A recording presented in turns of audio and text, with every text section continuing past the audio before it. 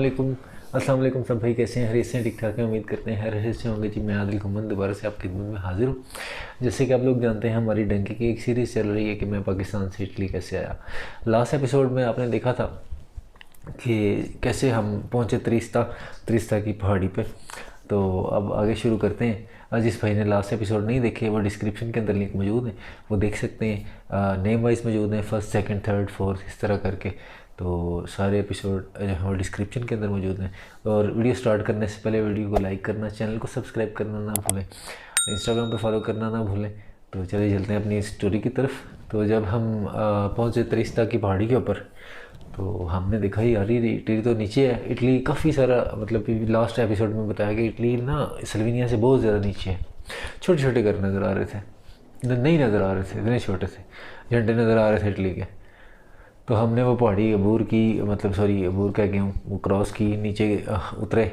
तो जैसे ही हम नीचे उतरे तो वो पहाड़ी उतर के ना नीचे साथ चश्मा था। चश्मा किस तरह का था कि ऐसे मतलब पानी गुजर रहा था। तो हमने शुक्र किया।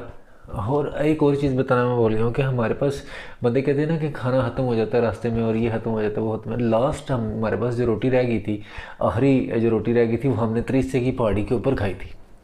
कि हमारे पास रोटी इटली जाके ख़त्म हुई थी, वो भी हमने ख़त्म की थी। तो चने थे कुछ हमारे पास, जो होते हैं बुने हुए चने येलो कलर के, वो थे। लेकिन वो जो है वो खाए नहीं गए हमसे, तो वो हमने फेंक दिए। तो हम अल्हम्दुलिल्लाह सही सलामत बिल्कुल 8 दिन के अंदर अंदर हम जो है अपना हमारा सफ़र जो है वो मुकम्मल हो गया। अब वो चश्मा जब हमें नज़र आया, मैं शुक्र किया, हमने वहाँ पे मतलब हाथ मुँह धोया, कपड़े शपड़े जो हमारे पास थे, एक एक सूट उन्हें चेंज किया। वो स्लीपिंग बैग शैग तो हमने फेंक दिए। तो खैर मैंने तो, मेरा स्लीपिंग बैग काशी ने फेंक दिया था, उसने कहा इसकी क्या ज़रूरत है। तो खैर जब चश्मे पे हाथ मुँह धोए, तो काशी को उसके मतलब ग्रीस के अंदर उसके कुछ रिलेटिव्स होते थे, उसकी कॉल आई रिलेटिव की। उसने पूछा, उसने बताया कि हम ऐसे इटली पहुँच गए हैं, त्रिस्ते की पहाड़ी के नीचे साथ ही चश्मा है, वहाँ पे खड़े हाथ मुँह धो रहे हैं। तो उसने बताया कि उसने कहा त्रिस्ता जो है, जब आप सिटी के अंदर एंटर होंगे तब आप सेफ़ होंगे, अदरवाइज़ यहाँ से भी अगर पकड़ ले पुलिस तो वो डिपोर्ट कर देती है ग्रीस वापस, सॉरी बोस्निया। तो हम बड़े परेशान थे, हमने कहा यहाँ से तो फटाफट निकलना चाहिए फिर। तो मोबाइल की अपने लोकेशन सेट की, देखा सिटी कितनी दूर है। उसने बताया कि भाई ऐसे ऐसे आप जाएँ बस अड्डे पे, वहाँ से बस पकड़ें। तो बस स्टेशन से जाना पड़ना था। हम निकल पड़े, बस स्टेशन की लोकेशन सेट की तो बस स्टेशन पर निकल पड़े। वहाँ से गए तो पूछा एक बंदे से इंग्लिश में, मैंने पूछा कि हमने जाना ऐसे ऐसे त्रिस्ता सिटी, तो कैसे जा सकते हैं। उसने बताया कि ऐसे ऐसे मतलब बस आएगी इस नंबर की, उस नंबर पर बैठ जाना, वो आपको त्रिस्ता ले जाएगी। चूँकि हमारी कुछ रेफ्यूजी जब नया नया डंकी लगा के बंदा आता है, तो उसकी कंडीशन इस तरह की होती है कि वो पता लग जाता है कि ये बंदा जो है ना, ये कोई कांड करके आया है, कोई मतलब इस तरह आया, मतलब मुझे नहीं पता है। हालात जो है वो नहीं, ड्रेसिंग नहीं ठीक होती, कपड़े नहीं ठीक पहने होते, बंदे का वैसे भी जो है वो सेहत जो है वो बताती है कि बंदा जो है वो मेहनत मुशक्क़त करके आया है। तो जब हम जो है वहाँ पे बस आई, बस के अंदर हम बैठ गए सारे, तो त्रिस्ते की तरफ चल पड़े। त्रिस्ते की तरफ हम जा रहे हैं हम, तो वो बस हुआ क्या, वो बस का जो था ना ड्राइवर, उसने कुछ किया कि एक जगह पे उसने ना बस रोकी। उस बस में उसने कुछ बोला इटालियन के अंदर, वो सारे पैसेंजर्स जो है ना वो उतर गए पैसेंजर्स। तो वो एक ना टीटी हमें बाद में पता लगा कि वो टीटी था। वो आ गया, मतलब कार लेके एक बंदा आया, वो बस के आगे रुका, उसने बस के गेट खोले, उसने कहा जी आप बस के बाहर नहीं जा सकते, अंदर रहें। वो फ़ोन करने लग पड़ा पुलिस को। तो हमने आइडिया लगाया ये पुलिस को फ़ोन कर रहा है, और हमें तो पता लगा कि यहाँ से बंदों को डिपोर्ट करते हैं। बड़े ज़्यादा हम परेशान कि यहाँ से अब क्या बनेगा, हम डिपोर्ट हो गए। तो खैर कुछ ही देर में उसने कहा जी बाहर आ जाए। बाहर गए, उसके सामने टांगें काँप रही थी कि ये अब क्या करने वाला है। उसने बताया कि यहाँ पे जो है ना, साथ आगे जाओगे, वहाँ से लेफ़्ट हो जाना, वहाँ पे पुलिस स्टेशन है, कस्तूरा कहते हैं यहाँ पे पुलिस स्टेशन को, उस वक्त तो हमें पता नहीं था। उसने कहा यहाँ पे पुलिस स्टेशन है, इंग्लिश में उसने बात की हमसे। तो वहाँ पे जाओ, वो आपको एक इजाज़तनामा देंगे। उसने कहा कि झील करवाओ कि आप लीगल सफ़र कर सकते हो, अदरवाइज़ आप बस के अंदर सफ़र नहीं कर सकते। और इतनी मज़ेदार चीज़ वहाँ पे मैंने देखी उस दिन कि उसने कहा जी आप बस के अंदर सफ़र नहीं कर सकते बगैर डॉक्यूमेंट्स के। तो फिर हमें उतार दिया उसने, वो चला गया। उसने कहा जी वैसे अगर आपने त्रिस्ता जाना है, आपने स्ट्रेट जाना है, स्ट्रेट जाते जाएँ और आगे आपको बोर्ड से पता लगता जाएगा कि त्रिस्ता किधर है, अदरवाइज़ आप बस के अंदर सफ़र नहीं कर सकते। अब उसमें ये था कि उसने हमें वार्निंग दी, उसने हमें बताया कि सफ़र नहीं कर सकते आप बस के अंदर। तो उसने सारा दिन, जितनी देर हम वहाँ पे रहे, उसने सारा दिन हमारी निगरानी की, ऐसे जैसे वो एक बंदा सिर्फ हमारी ड्यूटी पे लगा हुआ कि ये बंदे बस के ऊपर ना चढ़े। कि हम जहाँ जा रहे थे वो बंदा गाड़ी के अंदर हमारे पीछे आ रहा था। कि जब हमने देखी उस नंबर की बस कहीं पे सिटी में, तो हम खड़े हो गए। तो उस बस पे जैसे चढ़ने लगते थे वो कहीं से ही निकल आता था, वो हमारी निगरानी कर रहा था। वो आगे जाके कहीं खड़ा हो जाता था, कहीं पे बैठ जाता था और सारा दिन वो हमारे पीछे फिरता रहा। तो फिर तो हम डर गए कि हम तो नहीं बैठ सकते, ये तो नहीं बैठने देगा बस के अंदर। तो जैसे हम चलते गए त्रिस्ता की तरफ, तो काफ़ी सफ़र करने के बाद जो है वो सिटी आ गया। सिटी आया तो जब सिटी के अंदर एंटर हुए तो लड़के पाकिस्तानी घूम रहे हैं, कोई इधर जा रहा है, कोई इधर जा रहा है, 4-5 लड़के हमें नज़र आए। उसे बुलाया, उसने कहा, मैंने उससे पूछा कि यार तुम कहाँ के? उसने कहा मैं ऐसे मुजफ्फराबाद का हूँ। तो एक कहता है मैं गुजरांवाला का हूँ, कि हम यहाँ पे कैंप में मेरे आश्ती हुई है, वहाँ पे रहते हैं। तो हमने सोचा यार ये तो बंदे बड़ा मतलब यहाँ पे तो कैंप में रह रहे हैं, बाहर घूम फिर रहे हैं।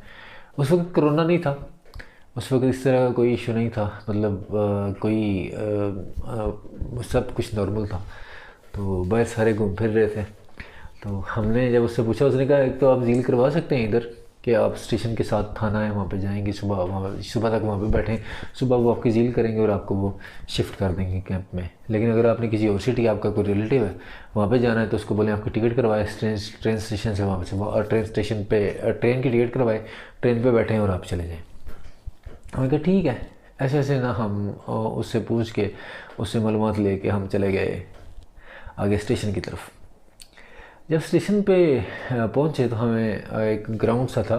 वो ग्राउंड के अंदर ना कुछ पाकिस्तानी पहले ही बैठे थे, मतलब जो गेम में पहुंची थी, जो कुछ ऐसे लड़के थे एक दो कि जिनको बोस्निया के अंदर हमने देखा भी था। कि जब हम निकलने लगे थे उस वक्त देख के आए थे, टैक्सी की गेम करके को पहुँचे 2-4 दिन के अंदर। तो हेलो हाय उनसे हुई, तो उनको बताया हमने ऐसे ऐसे आ गए हैं। तो वो बड़े परेशान कि ये यार मतलब एक तो फ्री आ गए और ऊपर से 8 दिन के अंदर, ऊपर से पैदल। तो खैर वो वहाँ पे अब हम बैठ गए, वहाँ से उन लड़कों से गपशप करने लग पड़े कि वो टाइम भी काफ़ी हो गया था। अभी टिकट के लिए किसको फ़ोन करते? हर काशी ने तो फ्रांस जाना था, उसके आगे होते थे दोस्त मालेदार, उन्होंने जिनके पास उन्होंने जाना था, वो फ्रांस में काम शाम करते थे। एक लड़का कैंप में रहता था, मुझे वो कहता है मेरे साथ चलो फ्रांस चलते हैं। मैंने कहा फ्रांस जाके क्या करना है? मैंने जर्मन जाना था। तो मैंने कहा जर्मनी मेरे दोस्त होते थे, मैंने कहा जर्मनी जाना है मैंने, फ्रांस नहीं जाना। तो खैर उसने फ़ोन किया जब हम पहुँचे अपने वो उनको रिश्तेदारों को, उन्होंने कहा जी टिकट करवा देते हैं, टिकट आपको भेज देंगे सुबह, तो सुबह आप जो है वो आ जाएं हमारे पास यहाँ पे। तो खैर वो हम वेट करने लग पड़े टिकट का। टिकट किसी वजह से उनकी उस दिन भी ना हो सकी, क्योंकि उस दिन तो हम पहुँचे थे, टाइम काफ़ी हो गया था। हमने अब सोचा कि रात कैसे गुजारी जाए। अब रात जब हुई ना, तो कुछ लड़के थे 2-4 दिन से वहाँ पे बैठे हुए थे, उनको पता था कि यहाँ पे क्या क्या कैसे कैसे करना है। तो क्योंकि टिकट वगैरह वहाँ पे ज़रा मुश्किल होती है, रिफ्यूजी का ट्रैवल करना मुश्किल होता है, क्योंकि डॉक्यूमेंट्स पास नहीं होते, ड्रेसिंग को इस तरह की होती है कि वो सफ़र नहीं कर सकता, कंप्लेन कर देते हैं। तो एक वो ब्रिज सा बना हुआ था वहाँ पे, जैसे अंडर पास होता है, अंडर पास के नीचे ना वो सो जाते थे जाके, गत्ते शत्ते इकट्ठे करके, तो गत्ते नीचे डाल के ऊपर सो जाते थे। तो ऐसे हमने भी गत्ते इकट्ठे किए, गत्ते इकट्ठे करके नीचे डाल के तो उस अंडर पास के लेट गए। रात को बड़ी भूख लग गई, पास पैसे भी कोई नहीं, तो खाना भी कहाँ से लें, कोई बंदा नहीं, कोई बंदे की ज़ात नहीं। खैर ये सारे सो रहे थे, मैं उठा बाहर निकला तो नींद नहीं आ रही थी, वैसे ही बाहर निकल गया, स्टेशन से बाहर खड़ा हो गया। तो वो ना एक बंदा गुजरा था वहाँ से, तो वो पता नहीं वो कहीं अपने लिए कुछ लेके जा रहा होगा। तो उसको पता, वहाँ के जैसे भी मकामी जो उनको पता है यहाँ पे रेफ्यूजीज आते हैं। तो ये बताने में कोई मुझे आर नहीं, क्योंकि मेरा मकसद ही एक सिर्फ ये है कि मैं बताऊँ कि रास्ते के अंदर क्या क्या मुश्किलात होती हैं। तो वो अपने लिए कुछ लेके जा रहा था, कोई पिज़्ज़ा था, तो उसने ना वो शापर मुझे दे दिया। इटालियन में उसने मेरे से कोई बात की मुझे समझ नहीं आई, तो उसने वो छापर मुझे दे दिया। मैंने वो छापर वहाँ पे खोला, तो उसके अंदर पिज़्ज़ा था। मैं नीचे ले गया, मैंने काशी को उठाया, मैंने कहा ये रोटी खाई है, उठ, मतलब कि तू लेके आया वो, मैं तो छाड़ दीजिए, तू ही लेके आया। हमने वो खाई और हम लेट गए, सो गए। सुबह उठे तो सुबह हमें सुबह फिर भूख सबको लगी हुई थी।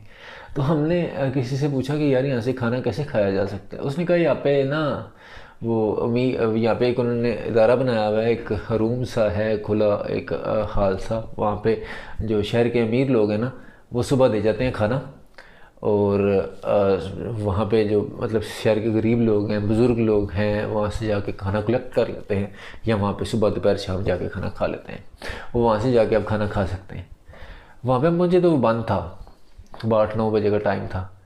तो वो हमें किसी ने बताया कि 9 बजे खुलेगा, और जब वो खुलता गया हम उसके अंदर चले गए। वहाँ पे देखा हमने वो इटालियन, जैसे मूवीज़ के अंदर देखते हैं इटालियंस को, मतलब गोरों को, वो लंबे लंबे कोट पहन के, तो वो मतलब बड़ी बड़ी गाड़ियों पे लोग आ रहे हैं जैसे, तो वो कोई खाना दे के जा रहा है, कोई जूस दे के जा रहा है, कोई दूध दे के जा रहा है, कोई इस तरह की। और हम लाइन के अंदर खड़े थे, वो सारा कुछ ले रहे थे एक एक करके, बड़ा एक मतलब प्रॉपर वे में वो लोग दे रहे थे। जिस लाइन में इटालियंस लगे थे उसी लाइन के अंदर हम लगे हुए थे।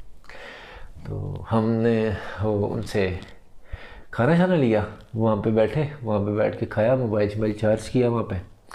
तो हम बाहर आ गए, खाना खा के अब वहाँ पे नहीं बैठ सकते।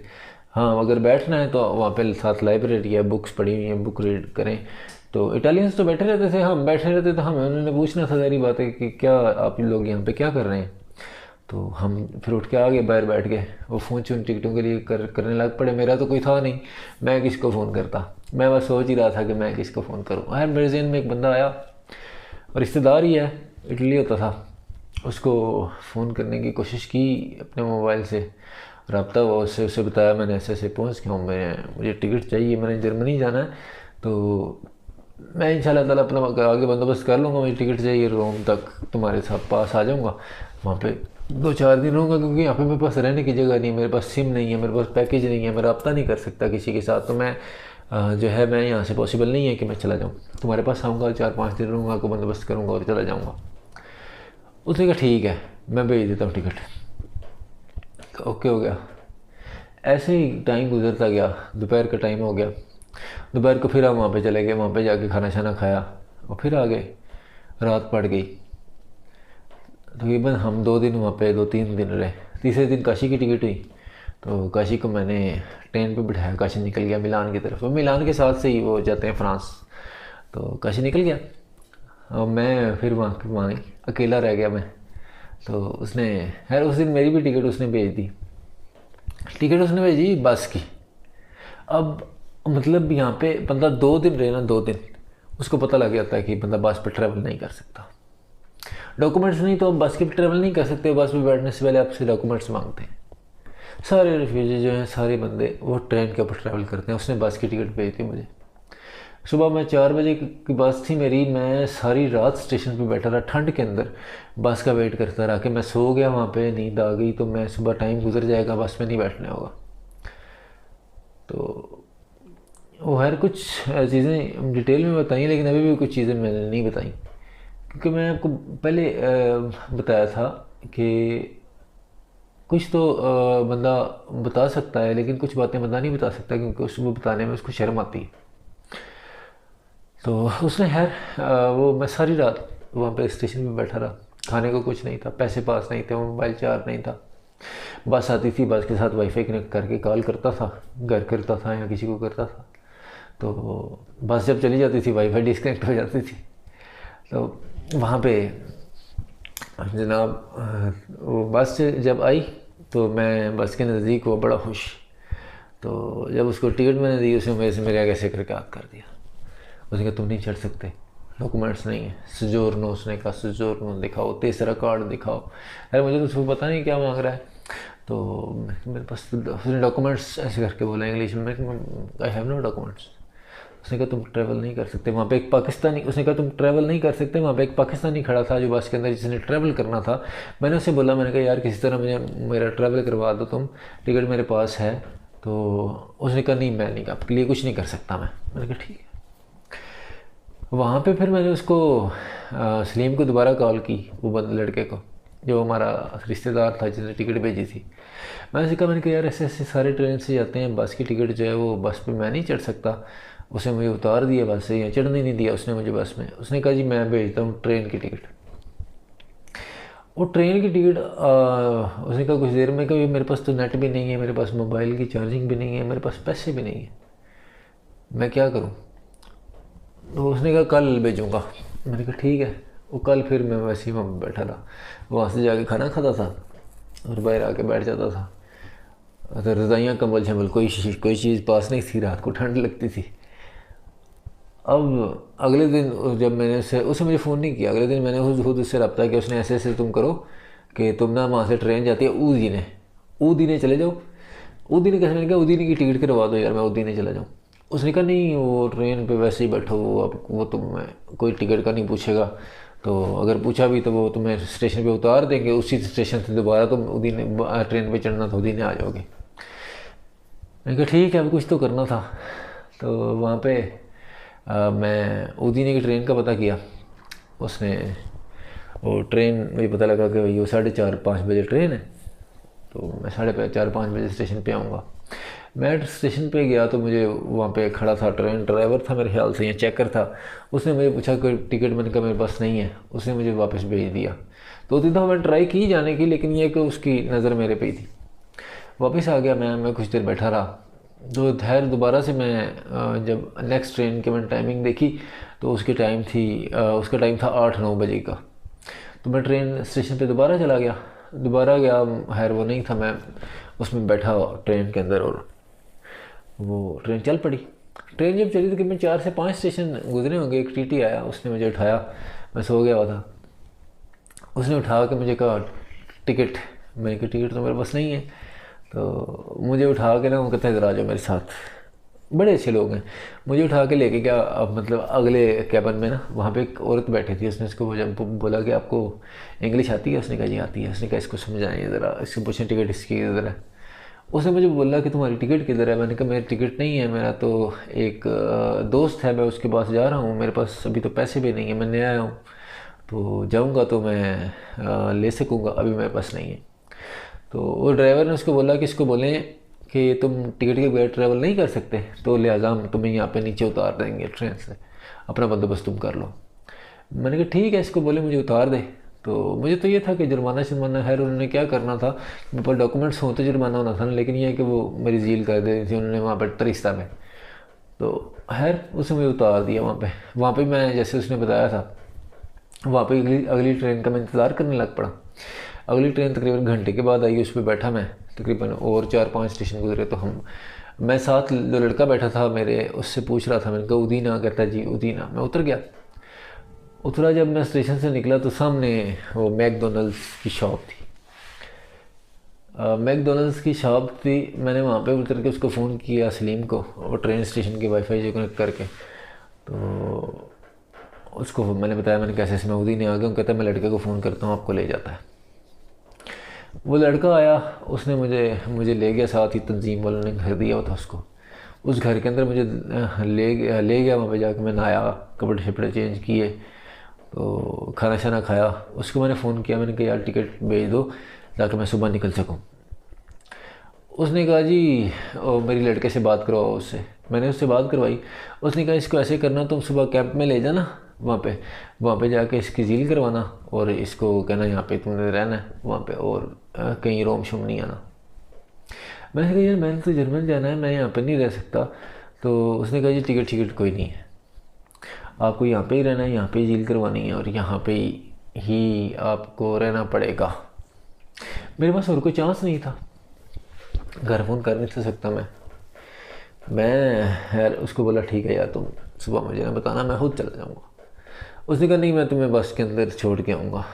वहाँ से निकले, बस के अंदर बैठे सुबह, तो वो स्टेशन से कैंप की तरफ चल पड़े। कैंप की तरफ जब गए हैं तो तकरीबन कोई बस चली होगी 15 मिनट 10 मिनट। हम कैंप के बिल्कुल बाहर पहुँच के, बड़ा सा गेट था, आप लोगों ने देखा ही हुआ कैंप हमारा, तो बड़ा सा गेट था। वो देख के मैंने कहा ये कैंप है। उसने कहा जी हाँ यही कैंप है, कैबर जनानी कैंप उसके ऊपर लिखा हुआ था।